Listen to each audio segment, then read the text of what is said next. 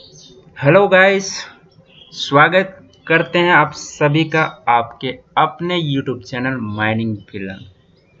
तो guys, video को शुरू से लास्ट तक देखिएगा। आपका बोर्ड एंड पिलर मेथड क्या है, पिलर क्या होता है, पैनल क्या होता है, बोर्ड एंड पिलर कब अप्लाई किया जाता है, उसका एडवांटेजेस क्या है, डिसएडवांटेजेस क्या, यानी पूरा का पूरा बोर्ड एंड पिलर एक वीडियो में कवर हो जाएगा। ठीक है, वीडियो को शुरू करने से पहले मैं दो चीज़ें भी बता देता हूं कि मेरे टेलीग्राम में जुड़ जाइएगा और चैनल को सब्सक्राइब जरूर कर लीजिएगा। अगर वीडियो अच्छी लगी तो गाइस जरूर लाइक कीजिएगा, है ना। तो बोर्ड एंड फिलर मेथड है क्या, कहाँ से आया है? तो गाइस, अंडरग्राउंड माइनिंग जो किया जाता है वो तीन तरीके को एडॉप्ट करके किया जा सकता है। ठीक है, पहला है बोर्ड एंड फिलर मेथड, दूसरा है लॉन्गवॉल मेथड, तीसरा है रूम एंड फिलर मेथड। तीनों मेथड का अपना अपना एप्लीकेबिलिटी है, कहाँ अप्लाई करना है और उसके बाद कैसे करना है, वो सारे अलग अलग। तो आज हम लोग बोर्ड एंड फिलर मेथड को देखेंगे, अगला टॉपिक में लॉन्गवॉल बनाएंगे, फिर रूम एंड फिलर, यानी मेथड ऑफ वर्किंग तीन टाइप के, तीनों के तीनों अच्छे से मैं समझा दूंगा। उसके बाद आपको कोई वीडियो देखने की जरूरत नहीं पड़ेगी। अगर इस वीडियो को अगर पूरा देखते हैं तो आपको पूरी जानकारी हो जाएगी। तो इंट्रोडक्शन से स्टार्ट करते हैं। इन इंडिया, हमारे भारत में लगभग 98% underground output of coal is obtained by the board and filler. तो हमारे इंडिया में जो है लगभग 98% अंडरग्राउंड जो माइनिंग होती है वो बोर्ड एंड फिलर मेथड को एडॉप्ट करके होती है ना। उसके बाद एंड वेयरली अबाउट 2% बाय लॉन्गवॉल और 2% लॉन्गवॉल। रूम एंड पिलर कहीं भी नहीं देखा गया है, यही हमारे नॉलेज के हिसाब से। ठीक है गाइस, अगर कहीं रूम एंड पिलर मेथड होगा, कोई भी एरिया में होगा, आपको अगर पता हो मेरे को कमेंट करके बताइएगा। एक बार जरूर कोशिश करेंगे वहां जाके देखने का, अगर हो पाया तो मुमकिन। ठीक है, तो लॉन्गवॉल देखा है मैंने, बोर्ड एंड पिलर मेथड देखा है, आप लोग भी देखे होंगे ट्रेनिंग के दौरान, VT या फिर PDPT PGPT कभी तो देखे ही होंगे माइनिंग के। तो यही बोलना चाहता है, 98% अंडरग्राउंड जो चलती है बोर्ड एंड फिलर मेथड से, और कुछ जो बची कुटी है जो लॉन्गवॉल मेथड अप्लाई करके इंडिया में कोयला एक्सट्रैक्ट किया जा रहा है। ठीक है, the other countries where board and pillar method predominates are Australia, the USA। Other countries में भी है जिसको एडॉप्ट किया जा रहा है, बोर्ड एंड फिलर मेथड भी एडॉप्ट करके निकाल रहा है, USA, ऑस्ट्रेलिया, यानी जहाँ कोयला है वहां पर बोर्ड एंड फिलर मेथड है, क्योंकि ये बहुत सबसे इजी मेथड है ना। कम समय में, कम कॉस्ट में ये माइनिंग स्टार्ट हो जाती है। The key to the successful board and filler mining is selecting optimum filler size. तो गाइस, जब हमारा बोर्ड एंड फिलर मेथड होता है तो इसका टॉप मोस्ट इम्पोर्टेंट सक्सेस होने का जो कैटेगरी है फिलर साइज। तो फिलर साइज से हमें नुकसान भी होता है, क्योंकि फिलर के रूप में हमें कोयला ही छोड़ना पड़ता है। नेचुरल फिलर बनती है, नेचुरल फिलर इसको बनाने की जरूरत नहीं पड़ती है, कोयला हम लोग काट रहे हैं। कैटेगरिया क्या है काटने का, हाइट कितनी रहती है 3 मीटर, विड्थ कितना 4.8 मीटर, मतलब ये सबसे ज़्यादा नहीं करते हैं। उसके बाद जो हमारा पिलर छूटता है वो कितना साइज का होगा, इसका एक चार्ट है, आगे चार्ट को मैं समझा दूंगा। और चार्ट को याद रखने के लिए मैंने एक वीडियो बनाया था, उसको जरूर देख लीजिएगा। शॉर्टकट ट्रिक है याद करने के लिए उस चार्ट को, काफ़ी ईजी है। If the pillars are too small the mine will collapse. अगर पिलर आप छोटा करते हैं according to CMR coal mine regulation 2017 के अकॉर्डिंग जो चार्ट दिया गया है उसके अकॉर्डिंग अगर नहीं रखते, अगर छोटा करते तो माइन कोलैप्स कर। If the pillars are too large then significant quantity of valuable material will be left. अगर जरूरत से ज़्यादा अगर करते हैं पिलर का साइज तो क्या होगा, रूप तो आपका बहुत बढ़िया रहेगा, काफ़ी बढ़िया सपोर्ट मिलेगा, लेकिन हमारा जो मिनरल है, जो हमारा मटेरियल है, छूटेगा ज़्यादा, है ना। जितना हमें कोयला निकलना था उससे कम छूटा। Reducing the probability of the mine, तो ठीक है उसका कॉस्ट महंगा पड़ेगा, बेनिफिट कम होगा, यही बोलना चाहता है ज़्यादा बड़ा पिलर रहेगा तो। इंट्रोडक्शन हुआ। तो basic principle of board and pillar method, तो किस प्रिंसिपल पे board and pillar method apply काम करता है उसका कुछ डिफिनेशन है। देखिए सारे डिफिनेशन है यहाँ। The development of mind by the method of working known as board and pillar. The development of mind by the method of working known as board and pillar. तो ये आपका बोर्ड एंड पिलर का definition यहाँ से start हो जाएगा। Board and pillar consist of driving a series of narrow roadway. तो board and pillar method किस तरह का बना रहता है? Driving a series of narrow roadway, पतला रोडवे। पतला रोडवे तो होगा ना, 4.8 मीटर कितना होता है, ठीक है। Separated by the blocks of solid core. तो उस रोड को सेपरेट किया रहता है, चारों तरफ पिलर रहते हैं ना, तो वो रहता है blocks of solid core, parallel to one another, एक दूसरे के पैरेलल रहते हैं। And connecting them by another set of narrow parallel roadway, ये दूसरे रोडवे को भी कनेक्ट करती है। Driven nearly at right angle to the first set, तो राइट एंगल पे है तो एक दूसरे को कनेक्ट करेगी। The stage of formation of a network of roadway is known as development या फर्स्ट वर्किंग। तो यही है, डेवलपमेंट बोल सकते हैं या first working. And this roadways are called board या गैलरी। तो ये जो रोडवे पतले पतले इसको हम लोग क्या बोलते हैं? गैलरी, है ना, गैलरी, जहां पर हम लोग ब्लास्टिंग कर रहे हैं। तो यही सब है इसमें।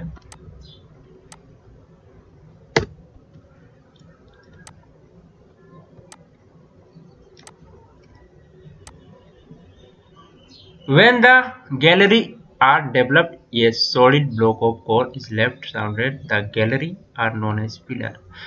जब हमारा गैलरी डेवलप हो जाता है उसके बाद solid block of core left होता है जो कि पिलर कहलाता है, सराउंडेड बाय गैलरी। गैलरी के चारों ओर पिलर रहते हैं। तो यही डिफिनेशन है पिलर का। When the gallery are developed, a solid block of coal is left surrounded by the gallery are known as pillar, ठीक है। The coal pillars form are extracted. The coal pillar form are extracted. तो Cola जो हमारे pillar के रूप में छूटा हुआ था उसको एक्सट्रैक्ट करना है after the development of the mine, lease of area, ठीक है। तो लीज ऑफ क्या है? Lease hold. लीज होल्ड है, सिर्फ एरिया भी हो सकता था। तो यही है कि जितना हमारा माइनिंग के लिए एरिया है, जितना हमारा एरिया लिया गया है, मैप में रहता है, आपके कानूनी कागजात में रहेगा कितना बड़ा एरिया, आप इतने के अंदर में आपको माइनिंग करनी है, उसके बाहर नहीं कर सकते, वो सब कानून है। तो वही है, डेवलपमेंट के बाद हम लोग को डिप्लरिंग करनी पड़ती है। And this latter stage of extracting coal from pillar are known as depillaring. फिर डिप्लरिंग का डिफिनेशन यहाँ से यहाँ हो जाएगा। This method is sometimes called room and pillar mining. इस मेथड को sometime room and pillar mining बोला जाता है। रूम एंड पिलर माइनिंग जो होता है ना, वो लगभग board and pillar he method होता है, और उसके गैलरी की साइज कुछ ज़्यादा बड़े होते हैं, पिलर साइज भी बड़े होंगे शायद। तो बोर्ड एंड पिलर की तरह ही रूम एंड पिलर होता है, बस वही है, समझ लीजिए गाइस। अगर रूम एंड पिलर कहीं आप लोग देखे होंगे तो मेरे को बताइएगा कौन सा माइंड्स में है। This can be better understand with the help of following. तो इसको फिगर के साथ समझ सकते हैं। इसको ये लीज होल्ड एरिया है, ये सब छोटे बड़े बड़े पिलर है, गैलरी छोटी हो जाती है। कोई 40 मीटर, कोई 30 मीटर, कोई 35 मीटर, कोई 25 मीटर, इसी तरह का रेक्टेंगल शेप में रहता है ना।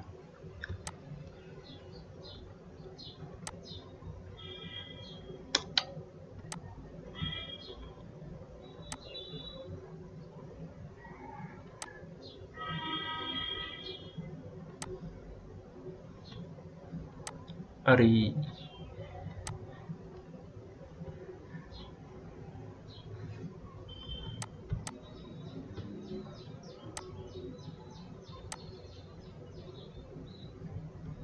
चलिए मान लेते कुछ इस प्रकार का, ये इतना बड़ा एरिया हमारा लीज होल्ड एरिया है जहाँ पर हमें माइनिंग करना है, जहाँ परमिशन मिला हो। तो ये सब देख रहे होंगे, ये सब पिलर है गाइस।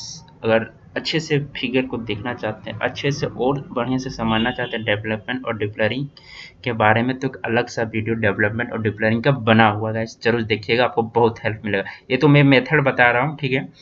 मेथड के में क्या क्या करते हैं, डेवलपमेंट और डिप्लेयरिंग, उसको अच्छे से समझाया है मैंने, उसको जरूर देख लीजिएगा, है ना।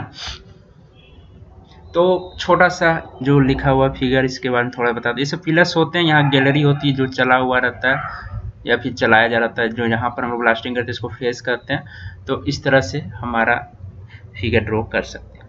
तो आगे देखते हैं, इस फिगर का काफ़ी काम है, इसको रहने देते हैं।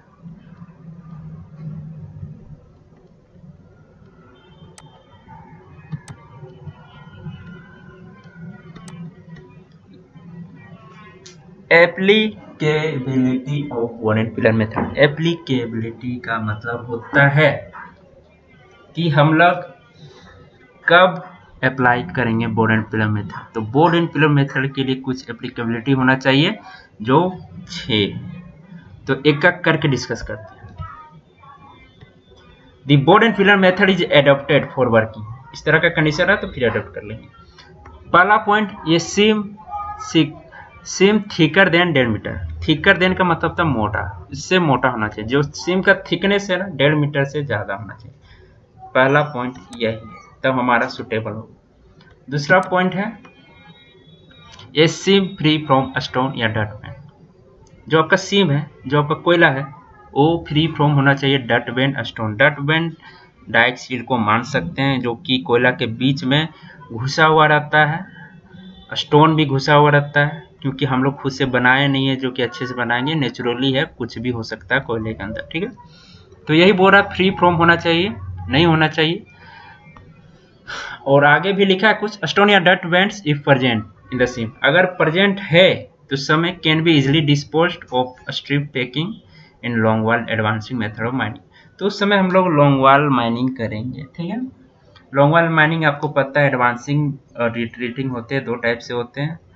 तो गाइस अगर नहीं जानते हैं लॉन्ग वॉल के बारे में तो एक अलग वीडियो बना हुआ है, ठीक है, उसको देख सकते हैं आप। थर्ड चलते हैं, सीम एट मॉडरेट डेप्थ। तो सीम का जो गहराई होगी, जो सरफेस से गहराई होगी, वो मॉडरेट डेप्थ में होना चाहिए, यानी कि ज़्यादा गहराई पे नहीं होना चाहिए। Seams which are not gassy. Seams which are not gassy, gassy degree 1, degree 2, degree 3, यही बात हो रही है। तो देखा जाता है ज़्यादातर बोर्ड एंड पिलर मेथड जहाँ पर भी एडॉप्ट हो रहा है, ज़्यादातर ईसीएल के माइंस में डिग्री 3, डिग्री 2, डिग्री 2, 3 ही पाएगा, 1 बहुत कम है। तो वो बोला ज़्यादा से ज़्यादा गेसी नहीं होना चाहिए। तो मुनी डी अगर कोई काम कर रहे हैं डिग्री 3 गेसी माइंस से, जहाँ लॉन्ग वॉल चला रहे हैं, है ना, बोर्ड एंड पिलर मेथड वहाँ नहीं चलाएगा, तो कैटेगरी मैच नहीं कर रहा था। तो इसलिए बोला ज़्यादा गेसी ऑफ सिमर होगा तो नहीं चलाएंगे, ठीक है, यही कहने का मतलब।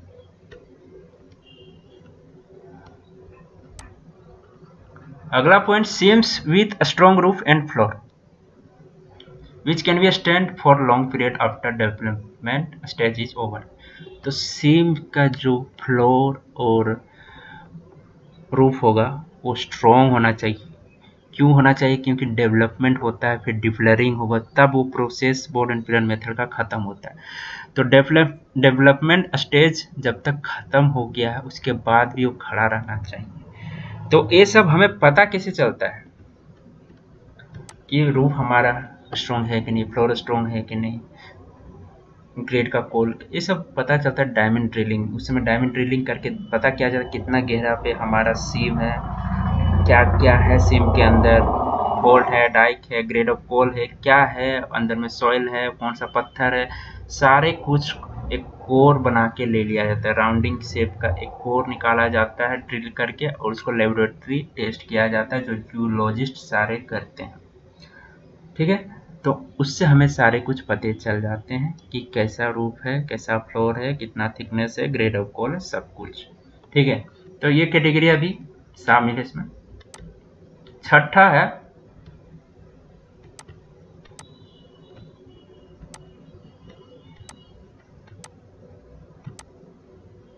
कोल ऑफ एडिक्वेट क्रशिंग स्ट्रेंथ। तो कोयला का जो क्रशिंग यानी टूटने का, क्रश करने का जो स्ट्रेंथ हो पर्याप्त होना चाहिए। एडिक्वेट मतलब पर्याप्त, ठीक है। तो ऐसा नहीं कि हम लोग माइनिंग करें कोयला चूर चूर हो जाए, तो क्या फ़ायदा, कोई लेगा ही नहीं, तो फिर हम लोग माइनिंग करके करेंगे क्या।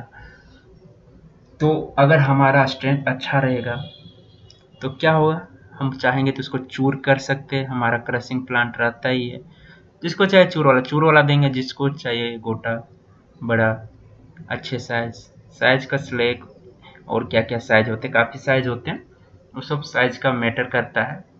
तो अच्छा क्रशिंग स्ट्रेंथ होना चाहिए तब जाके अप्लाई करेंगे। तो ये सब 6 कैटेगरियाँ होनी चाहिए गाइस, है ना।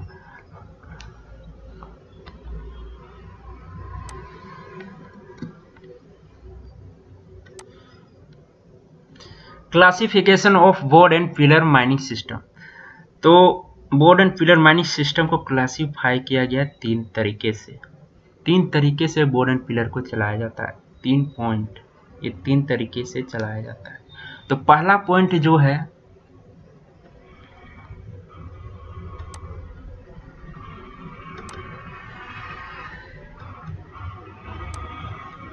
इसको देखते हैं। Develop the entire area into pillars and then extract the pillars starting from the boundary. ठीक है, तो सबसे पहले जो लीज एरिया का फिगर छोटा सा जो मैंने ड्रॉ कर रखा है, इसी से समझेंगे।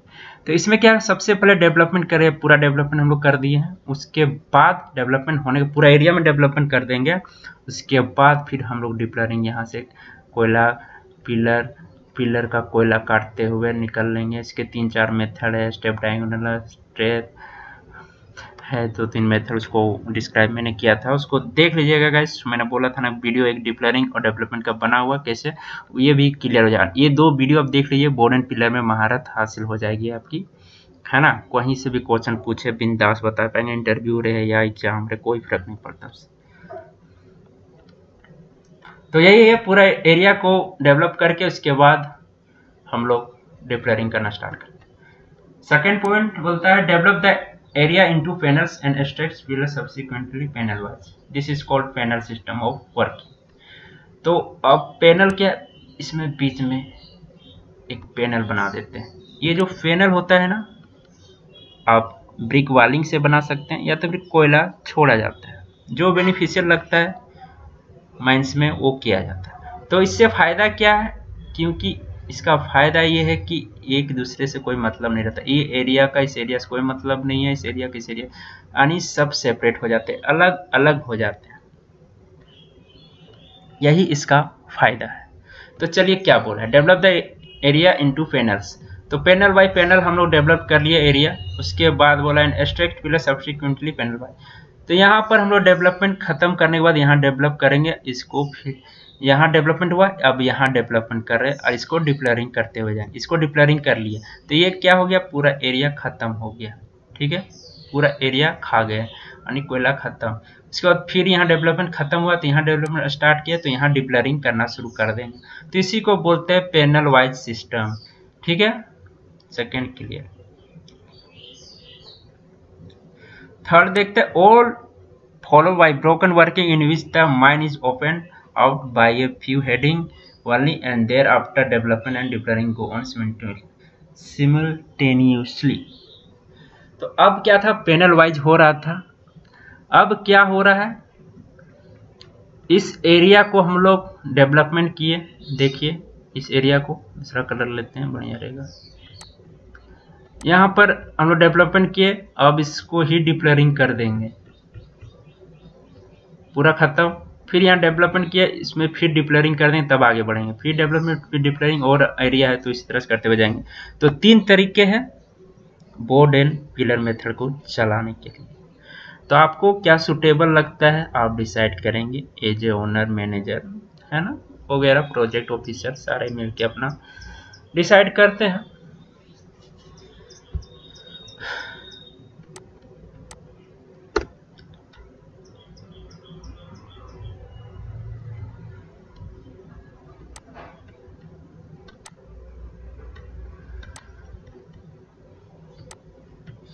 Design of board and pillar working. तो इसका डिजाइन कैसा बनता है, the main elements of board and pillar working are is follow. तो मेन चीज है यही चीज, बोर्ड एंड पिलर तीनों, size of the panel, size of the barrier, size of pillars, ये तीनों मेन है बोर्ड एंड पिलर मेथड चलाने के। क्या होगा आगे देखते हैं।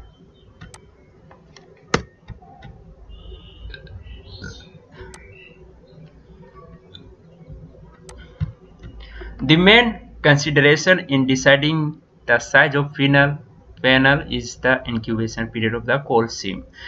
तो पैनल का जो साइज है वो निर्धारित किया जाता है किसके according, incubation period of coal seam. अब इंक्यूबेशन पीरियड क्या है, जब कोयला पहली बार फेवरेबल कंडीशन में आता है स्पॉन्टेनियस हीटिंग का, और जब तक कोयला लग जाता है उस पीरियड को हम लोग बोलते हैं इंक्यूबेशन पीरियड। तो हम लोग कोयला जो निकालते हैं उसके अंदर इंक्यूबेशन पीरियड के अंदर ही निकालना पड़ता है ना। तो कोयले में आग लगती है तो उसी को इंक्यूबेशन पीरियड बोला गया। This size is so fix that the entire panel can be extracted with in the incubation period without the occurrence of spontaneous fire. ठीक है, वही चीज है। तो साइज को फिक्स किया जाता है, इंटायर पूरा पैनल कितना बड़ा हमारा रहेगा, और उसी के इंक्यूबेशन पीरियड के अंदर ही हमारा कोयला निकाला जाता है। अगर नहीं निकला तो स्पॉन्टेनियस फायर होगा, काफी डिफिकल्टी होगी इसके बाद।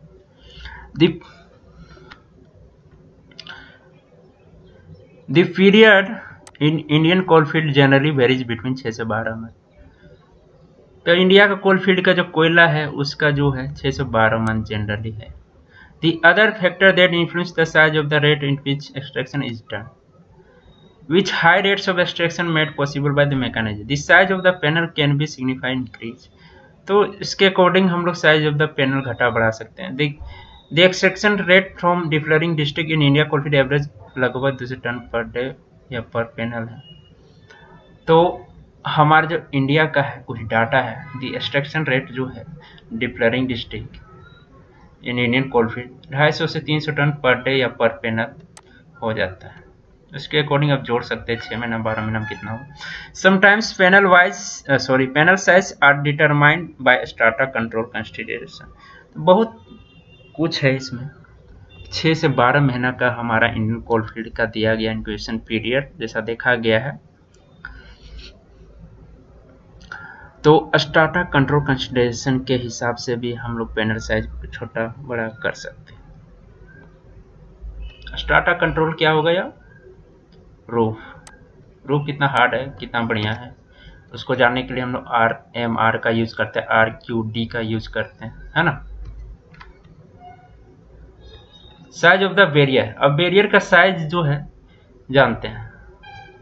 The width of the barrier depend on the load which it has carry and its strength. तो ये डिपेंड करता है कि कितना लोड ले सकता है, इसका स्ट्रेंथ क्या है, इसके हिसाब से हमारा बैरियर बनेगा। Greater the depth of the working wider is barrier and. तो ये बोला ज्यादा डेप्थ में हमारा जो होगा बैरियर ज्यादा चौड़ा होना चाहिए। Also softer the coal the more, और कोयला सॉफ्ट है तो मोर उसके हिसाब से भी हमारा ज्यादा बैरियर का size. The width of the barrier, ठीक है हो गया खत्म। In practice the width of the barrier closing pillar in a panel is usually the same as the width of the coal pillars. तो कोल पिलर्स का जितना size है जितना विड्थ है सेम एज कभी कभी हो जाता है। Which are enclosed within the panel. In deep mines, the width of the barrier may become quite large. Deep mines आपका है तो क्या होगा, बैरियर जो है ज़्यादा बड़ा हो सकता है up to 45 मीटर तक।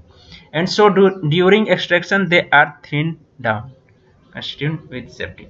तो एक्सट्रैक्शन करते समय, डिप्लरिंग करते समय हम लोग उस बैरियर को काट सकते हैं, थिन कर सकते हैं, सेफ्टी के साथ हिसाब से कितना काटा जा सकता है वो सब डिसाइड किया जाता है, कैलकुलेट किया जाता है।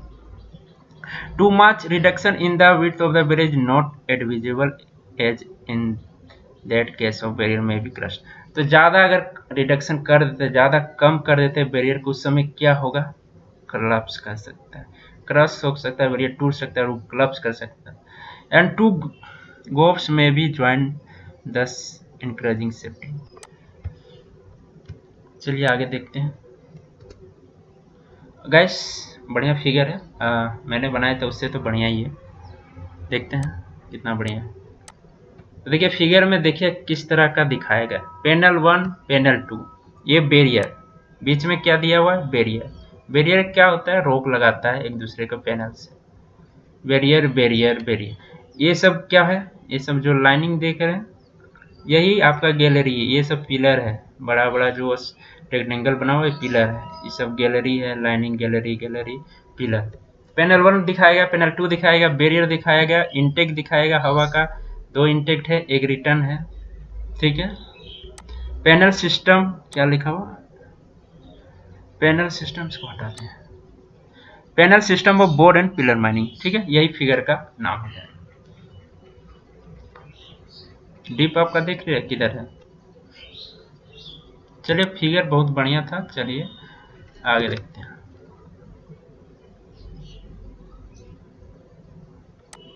साइज ऑफ पिलर, तीसरा है साइज ऑफ पिलर क्या होना चाहिए। This size of pillar is influenced by the following, ये सब जो कैटेगरी फॉलो करके पिलर का साइज बनता है। Depth from the surface and percentages extraction in the first working या डेवलपमेंट। पहला क्राइटेरिया बोलता है डेप्थ फ्रॉम द सरफेस क्या है, वो मैटर करता है। परसेंटेज एक्सट्रैक्शन क्या है, कितना जल्दी एक्सट्रैक्ट कर रहे हैं, वो सब मैटर करता है। स्ट्रेंथ ऑफ द कोर, कोयला का सेकंड पॉइंट है, कोयला का स्ट्रेंथ क्या है, ताकत क्या है, कितना बढ़िया कोयला है, कितना स्ट्रॉन्ग है। Seams with weaker coal require large pillars, अगर वीकर कोल सीम है तो ज़्यादा बड़ा पिलर होगा। Effect of atmosphere and escape of gas also influence of the size of pillar. तीसरा the nature of the roof and floor, roof and floor कितना ताकतवर, nature क्या है उसका, कैसा है। This influence the liability to crush and creep. A strong roof tends to crush the pillar as which the soft floor predisposed it to creep and both cores are large। तो इस पे भी depend करेगा। Zoological condition क्या है, zoological condition में fold क्या है, फोल्ड है क्या है, डिपेंड प्रेशर और वाटर आल्सो, तो वो सभी मैटर करता है। Time dependent strength, with time the strength goes on increasing, the load remaining constant, and if the size of the pillar is not sufficient large, then it may be fail under the time depend strength also। तो हमारा strength पे भी depend कर रहा है।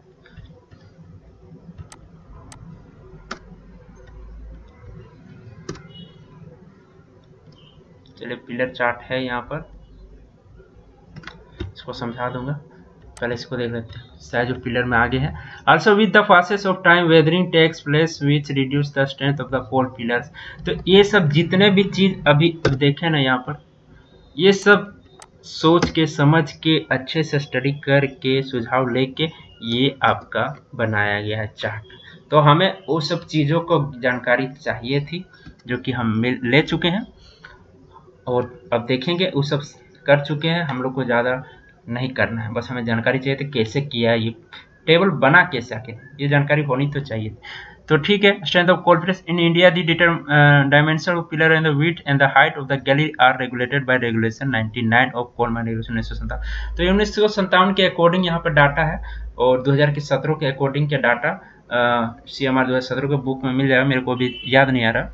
It stipulated that the width of the gallery should not be, तो यही बोला है विड्थ ऑफ द गैलरी आगे लिख दिया, should not exceed 4.8 meter and the height of the gallery shall not exceed 3 meter. ठीक है, तो हाइट 2-3 मीटर से ज़्यादा नहीं होना चाहिए गैलरी का, और विड्थ जो है 4.8 मीटर से ज़्यादा।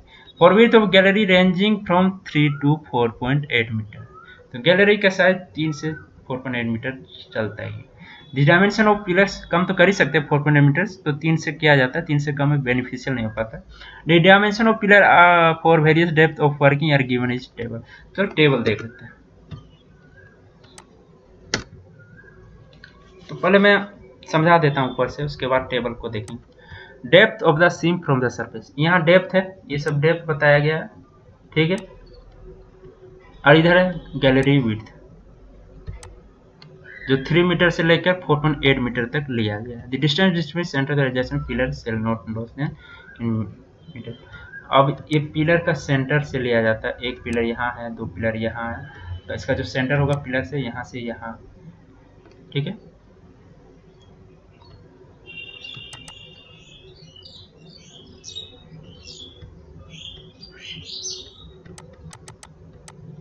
छोड़िए इसको, छोड़िए फिगर को, डाटा देखते हैं।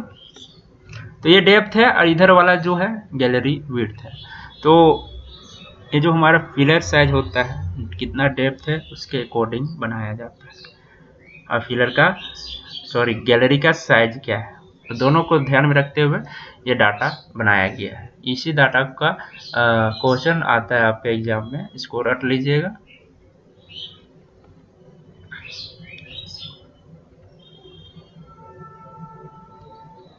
साठ मीटर तक अगर रहा और गहराई और विड्थ अगर 3 मीटर है तो 12 मीटर का पिलर बनेगा। गहराई वही है, साइज अगर आपका गैलरी की बढ़ी हुई है 3.6 मीटर तक है, ठीक है, तो 15 मीटर, 4.2 मीटर तक है तो 18 मीटर करना पड़ेगा, ठीक है, और 4.8 मीटर है तो 19.5 मीटर। अब आता है गहराई बढ़ा देते हैं, 60 से 90 मीटर में है तो 3 मीटर का हमारा गैलरी विड्थ है तो 0.5 मीटर का पिलर साइज होगा, और 3.6 मीटर जाता है तो आपका 16.5 मीटर, 4.2 मीटर तो 19.5 और 4.8 तो 21 मीटर। फिर अब गहराई बढ़ गई 90 से 150 मीटर तक रहा उसके बीच में, और हमारा गैलरी का विड्थ अगर 3 मीटर है तो 16.5 मीटर, 3.6 मीटर में आ जाएगा 19.5 मीटर। और आगे देखिए वही चीज है, 4.2 मीटर रहेगा तो 22.5 मीटर, और 4.8 मीटर रहा तो 25.5 मीटर। उसके बाद है बिटवीन 150 से 240 मीटर। इतना गहराई पर हमारा अगर सरफेस से गहराई पे हमारा काम हो रहा है, डेप्थ ऑफ वर्किंग इतना है, तो अगर गैलरी साइज ये है हमारा तो हम लोग इसको लेंगे। तो गैलरी साइज हम लोग कुछ इस तरह का रखते हैं, 3 मीटर, 3.6 मीटर, 4.2 मीटर या 4.8 मीटर, ठीक है। गैलरी साइज ये 4 में आपको कंफ्यूज नहीं होना है। तो 150 से 240 मीटर तक है अगर गहराई और 3 मीटर का विड्थ है तो 22.5 मीटर होना चाहिए पिलर का साइज। उसके बाद 3.6 मीटर होता है और गहराई उतना ही है ना, तो 25.5, फिर 4.2 मीटर होता है 30.5, फिर 34.5। अब गहराई बढ़ रही है 240 से 360 मीटर, तो जैसे जैसे गहराई बढ़ रही है वैसे वैसे पिलर साइज बढ़ रहा है, तो 28.5 मीटर हो जाएगा, फिर 34 हो जाएगा, फिर 39.5, फिर 45, फिर 360 मीटर से एक्सीड हुआ तो यही लास्ट की डिग्री है। 3 मीटर का है 39 मीटर, 42 मीटर, 45 और यहाँ 48 होना चाहिए, चलिए यहाँ 48 ले लीजिएगा, ठीक है, 4.8 मीटर। एक बार देख लीजिएगा फिगर, आपकी किताब में तो दिया ही होगा यहाँ, लेकिन मेरे हिसाब से 48 होना चाहिए।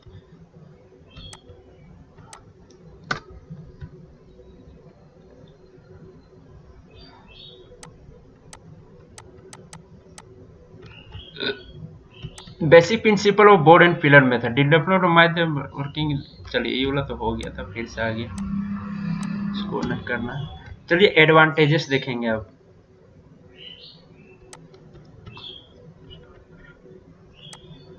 पहला एडवांटेज क्या बोलते हैं, पहला फायदा बोल सकते हैं, मॉडरेट टू हाई प्रोडक्टिविटी, मतलब जब हम लोग डेवलपमेंट करते हैं तो मॉडरेट हमारा प्रोडक्शन रहता है, लेकिन डिप्लरिंग करते समय हाई प्रोडक्शन हो जाता है, यही है कि ज़्यादा हो जाता है।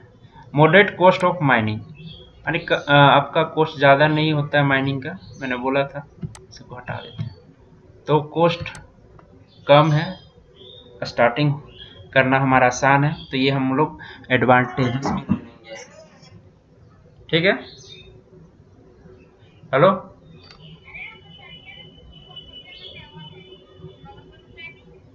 ठीक ठीक हो।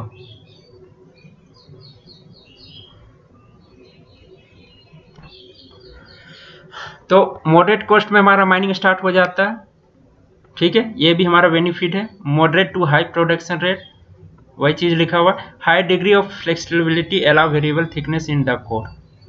तो अगर हमारा डिग्री 1 से स्टार्ट किए हैं, डिग्री 2 हो जाता है, डिग्री 3, तो उस समय भी हम लोग इजिली हैंडल कर लेते हैं, तो ये भी हमारा एक एडवांटेजेस में। Allow high degree of mechanisation, ठीक है, वही चीज़ है, हाई डिग्री में भी हम लोग कर सकते हैं board and pillar. Selective method lets leave waste material on site, ये इसको छोड़ देते हैं। Does not require much anticipated development, it can be operated on multiple fronts. चलिए इसको छोड़ते हैं। Does not require much anticipated development, तो ज़्यादा से ज़्यादा रिक्वायरमेंट की हमें ज़रूरत नहीं पड़ती है। और चौथा है, लास्ट है, it can be operated on multiple fronts. ये बोलना चाहता है ज़्यादा से ज़्यादा हम लोग फेस चला सकते हैं, एक फेस लेफ्ट में चलाएगा, राइट में, एक पीछे एक आगे, इस तरह से करके ये बेनिफिट है कि हम लोग ज़्यादा से ज़्यादा फेस चला सकते हैं। लॉन्ग वॉल में क्या होता है, एक ही फेस रहता है, लंबा फेस रहता है, उसी को चलाना, उसके मुकाबले देखिएगा तो बेनिफिट है। यहाँ देखिए कुछ और एक्सटर्नल है।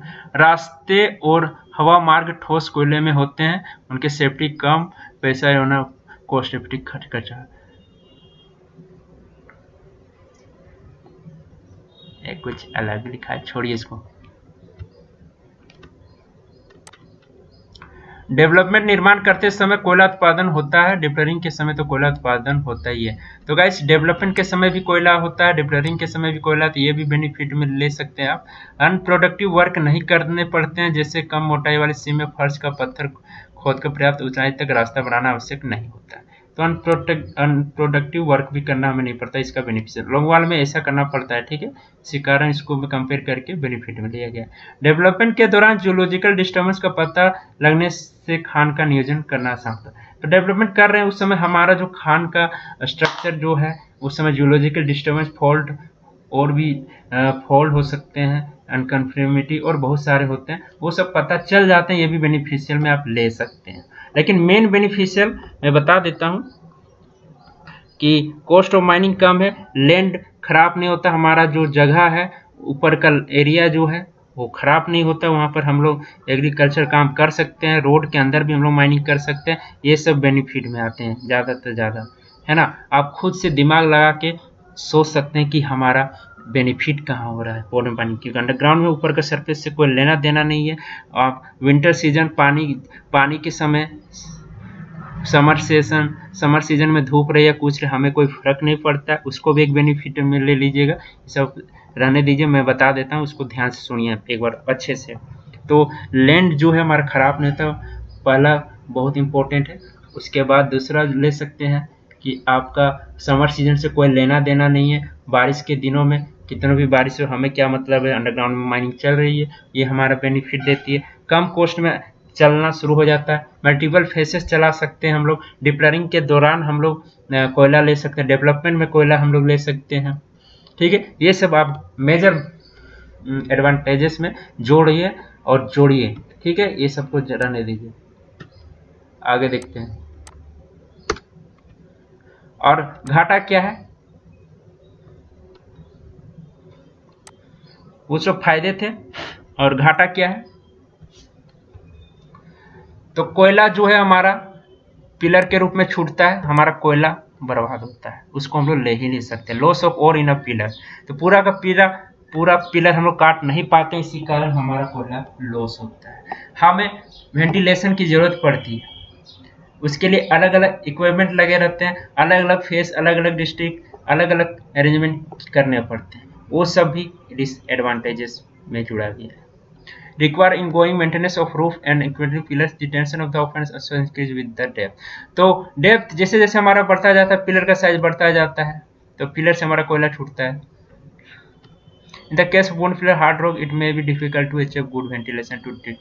तो अच्छा वेंटिलेशन हमारा करना डिफिकल्ट हो जाता है, ठीक है, कभी कभी हार्ड रॉक प्रेजेंट रहता है तो उस समय डिफिकल्टी हो जाती है, और काफ़ी कभी डाइक सील आ गए, उस समय हमारा माइनिंग करना बहुत डिफिकल्ट होता है, बहुत खतरा होता है, रूफ क्लब्स होने का बहुत ज़्यादा खतरा। हम लोग आगे जो हेडिंग चलाते हैं ना, बहुत संभल के चलाते हैं, तो बोर एंड पिलर में ना ही हो तो बहुत बढ़िया। Require good technical and engineering support, तो हमारा गुड टेक्निकल और इंजीनियरिंग का सपोर्ट होना बहुत ज़रूरी है। और नंबर ऑफ माइनिंग सरदार, ओवरमैन, ये सब बढ़ाने पड़ते हैं, क्योंकि अलग अलग फेस चल रहे हैं, हर जगह माइनिंग सरदार ओवरमैन प्रेजेंट रहता है, ठीक है। तो ये सब हमारा नंबर ऑफ मैन पावर ज़्यादा देना पड़ेगा, ये सब डिसएडवांटेजेस में आप जोड़ लीजिए।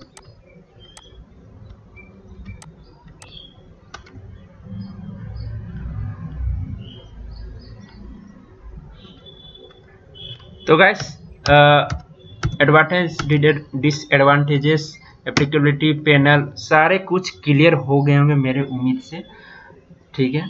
अगर कुछ नहीं क्लियर हो पाता है तो वीडियो को दोबारा जरूर दिखेगा, फिर भी नहीं हो पाता तो मेरे से कमेंट करके पूछ सकते हैं।